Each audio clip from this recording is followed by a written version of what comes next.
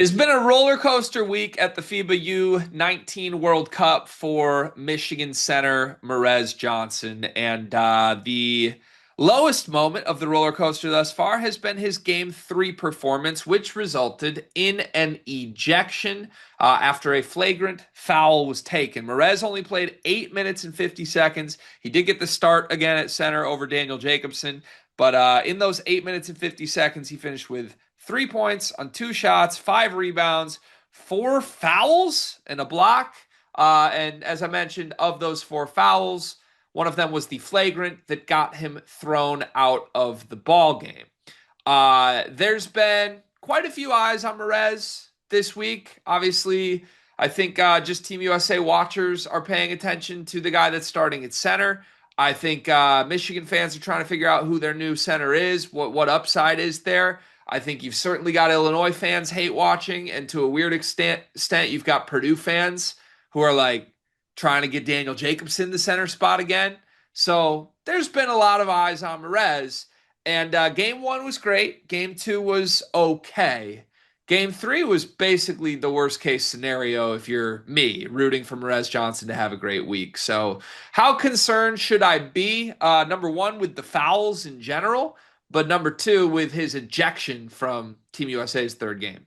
So, I mean, you talked about it a little bit, like the one thing that Michigan, like in Michigan basketball standpoint, there is some front court depth there that you could weather Morez foul trouble. Now, obviously, you don't want him to be in foul trouble, but this might just be who Morez is. Like, I feel like the one thing is we have seen players that are productive, good, physical deal with stuff like foul trouble. I mean, maybe it's just like their play style. Maybe it's just the way to me, a lot of Morez's fouls, the thing that I think kills you is I think sometimes the stupid ones, the ones where it's like he's a step slow or, just him picking up fouls he doesn't need to. And then obviously, given his physicality and his size, I think inherently fouling can happen. And then you look at what that would look like at the Big Ten level. Obviously, you and I watch a lot of Big Ten games.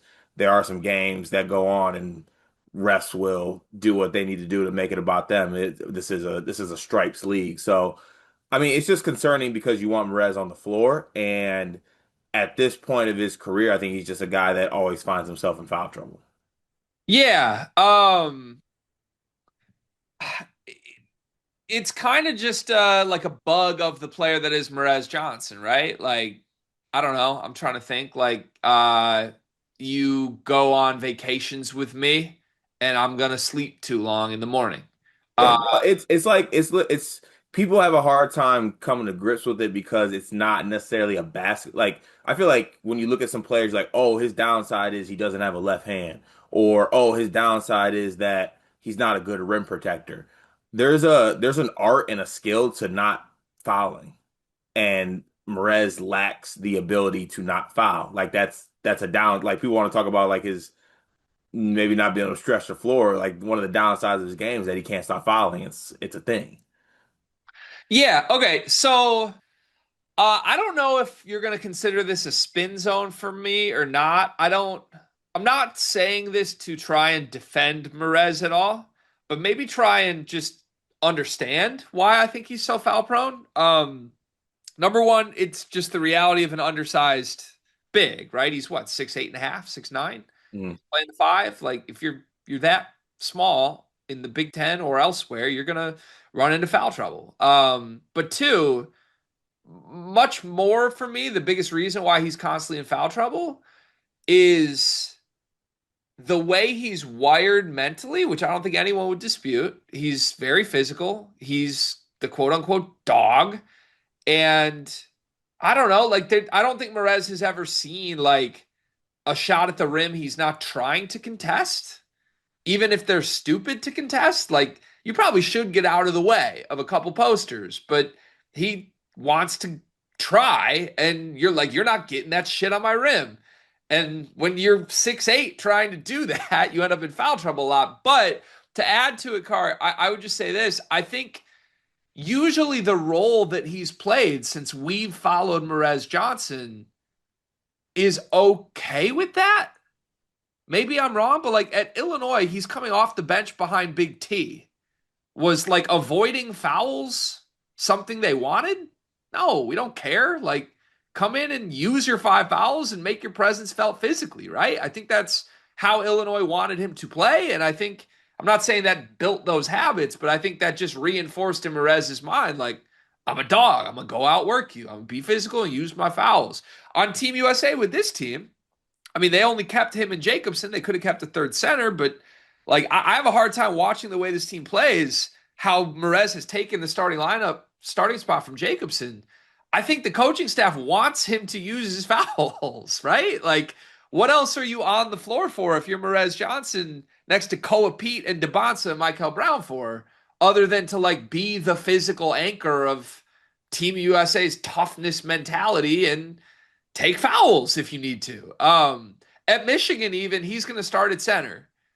They brought in not just Yaxel, but Ade Mara, and not just Mara, but even an insurance fourth center from overseas. I think because they know that Morez is going to foul a lot. And I don't even think it's one of those things where Michigan is going to beg him to stop fouling. Be physical for 22 minutes. And if you foul out in 22 minutes, but you get us 12 rebounds, 3 blocks, and you set the tone, okay. I sort of think that's how every single coaching staff that has worked with Morez to this point views him. And I think that's the right way to view him, isn't it? Like, I don't know. Would it be nice if he never fouled? Yes. But am I stretching to try and like understand why this is such a big problem for him? It has to do with like the role that he's playing on all these teams too? I mean, look, you don't want to take away from what he is, and that's the physicality of it, right? But at the same time, I feel like there needs to be a middle ground on it. And how you pick up the fouls. And I don't know. I mean, if he does, let's say he does give you that 12 and 3 or whatever, like what do you say, 12 rebounds, 3 blocks in 20 minutes as a like playing for Michigan. Um, if that does happen, then maybe you're like, okay, yeah, he fouled out. But at the same time, like you want Morez on the floor. Like but like I don't know. I just Not can't for, really. I don't think anyone wants him on the floor for like 35 minutes though. Like, or even You 30. you only want him on the floor for 22? You asking me or do you ask me what I think Dusty's going to do? This video is brought to you by NBA 2KLab.com. 2K Lab worked with us last summer as well. And they're one of our favorite entities in all of sports gaming. We want to show you their college basketball stadium locator challenge game. And I'm going to share a screen right now as we do this. South Carolina, bang. Oh, Ooh, okay, that's pretty good. Next, North Carolina. Why are we only getting the Carolinas? please Bang. lock in. St. John's. That's New New York. York. Bang. Where's New Jersey? We're on fire. Colorado. I actually don't know what state Colorado is. It's it's in Colorado. There's a state of Is that Colorado. this one? It's to the right of Phoenix.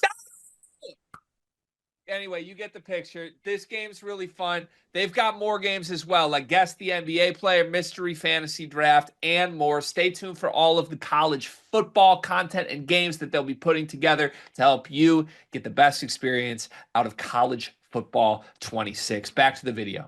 Both. I want Morez playing as much as possible. I Hmm. don't think Michigan's plan is to play Morez 30 minutes. I don't. I think that's why they got a Mara. Hmm.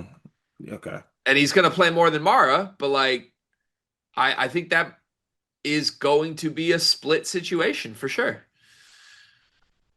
I am gonna have to deny the request for positive spin zone in this one, even though I I just do, don't think it's the spin. I think it's the role that he's in all of these. Does he yeah, like? Yes, he to fouls a be lot to on his be a own. hack. I, has he not found himself in a situation that like was Illinois ever upset that Morez fouled last year? I cannot recall a time where I was like, damn, Morez needs to foul less for Illinois. Mm. I don't think I'm going to reach that point at Michigan, even if he's only playing 20 minutes, because I think Michigan planned around the fact that Morez is foul prone. In this Team USA game, when he fouls, you just go to the 7'4" guy. That's exactly what Michigan's going to do. I don't think Tommy Lloyd's all that upset about it. So again, is it what's best for Morez? If Morez and his dad are like trying to get to the lottery then yeah, that's not great. He should stop fouling. But if you're viewing this from the team lens, which is what I'm doing, what does Michigan want from Morez? Not really worried about the fact that he fouls a lot because it's going to happen. This also reminds me, do you remember doing this with a previous Michigan center a couple years ago with me on this channel? That had foul trouble? Yeah. You hypothesized the dude was just foul prone and he couldn't play a bigger role because of it. And I don't know if you were right or wrong or what, but we can look back at it a little bit. No, who was it? There's a precedent here. It was Terrace Reed. Terrace Oh, Reed in 12 minutes off the bench averaged 2 fouls a game in 12 minutes and fouled every 5 seconds. And mm, I was like, dude, it's because that's his role. He doesn't have to worry about fouls when he knows he's only playing 12 minutes. The next year, he played 27 minutes a game at Michigan and still only averaged 2 fouls a game. mm, Now, he went to UConn, where he came off the bench again last year. And coincidentally, he was back to fouling every 5 seconds. mm, So I do think psychologically that's a thing with backup centers who are like, I'm only playing 20 minutes anyway. I'm going to make my time worth it. I don't know if that's baked into Morez at this point. He probably would still foul too much if he was the only center on a roster. But I think situations have helped him, I don't know, help the team avoid running into issues while Morez is like that. I think that'll happen in Michigan. One more question on this. Somebody asked me if I'm worried about the hot-headed nature of Morez Johnson. Someone said that? Someone asked me in the Discord that yesterday, and I don't Who? mean to flame them for it, but like as a Michigan fan, there's the And it fouling. was it an Illinois fan? No, it was not. There's the fouling, and then there's the how he's wired. Because you could step back. I'm not saying that I buy in on this, but as an unbiased, neutral party, just watching the summer that has been Morez Johnson, you got he leaves Illinois for an in-conference team they don't like. He took more money. He presumably like verbally agreed to come back to Illinois and then backwalked it. Him and his dad say all this mean stuff about Illinois on the way out. It has not been a, I don't know, just a cordial 3 months for Morez. Then he goes to Team USA, dominates the camp supposedly, but now one of the very first moments after he gets the starting spot on Team USA is being thrown out of a game with a quote unquote hot-headed moment. I don't know if you saw the foul or not. I don't think it was anything crazy. I think it was just a hard foul. They decided to throw him out. Whatever, non-story. But I can understand why some people would ask the question, are you worried about the way Morez is wired?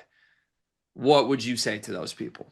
I would say if you can be worried about it as far as like not hot-headedness, but like toxicity,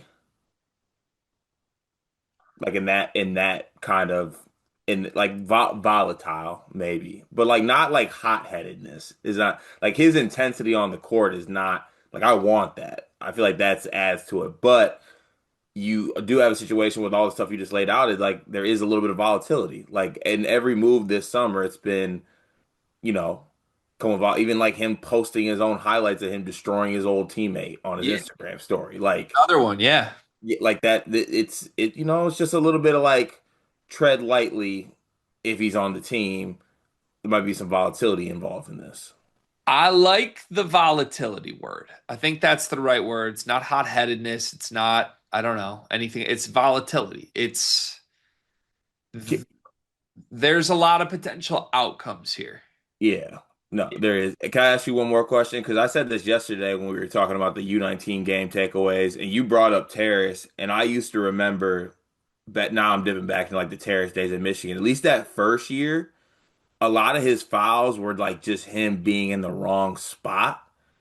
Do you think Morez has that, or is it just like inherently because he's 6'8" and physical, he just gets a lot of fouls? When I watch him, I don't see him in the wrong spot defensively much, but I will say, watching him a lot in this USA stuff, I think offensively he has a lot of work to do.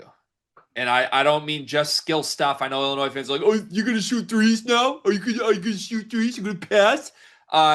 Even just to be good at what he currently is, he has a long way to go. Like there are plays where he has like an angle or he has the roll like perfectly on a platter for him, and his footwork on the roll is just awful. Like he's kind of just this big bumbling. I don't know, physical brute force that does not have everything dialed in yet. His hands come and go. I trust him. And overwhelmingly, it's going to work out because of his motor, regardless. But he has a long way to go, like a long way to go. And I would like to spin zone one more time before the video ends. That's Brad Underwood's fault. No, Did, that's did he crazy. work on anything in year one? Like I'm basically plucking a kid from high school right now that has zero skill development. What happened? It's crazy, crazy It's work. a spin zone, okay? It's I, a I, spin zone. I, I, I commend you. Um, but he has a long way to go, Cart. And as we talk through the volatility, this could go south. I was gonna say, like, what are the odds on the coach to unlock Morez? I mean, don't you think Dusty deserves the benefit of the doubt right now? Is there anyone that Dusty's done like flatly failed with? Sam Walters, I guess. Like, Yeah, I no, don't think there is one at FAU that went south. no, I don't think so. But I think Morez is gonna be really good in his senior year for Pat Kelsey. Yeah, it feels right, doesn't it? Yeah, Yeah. I'm not enjoying this nearly as much as I thought I would. it was so fun after that first game. It was so fun the first like week of his commitment.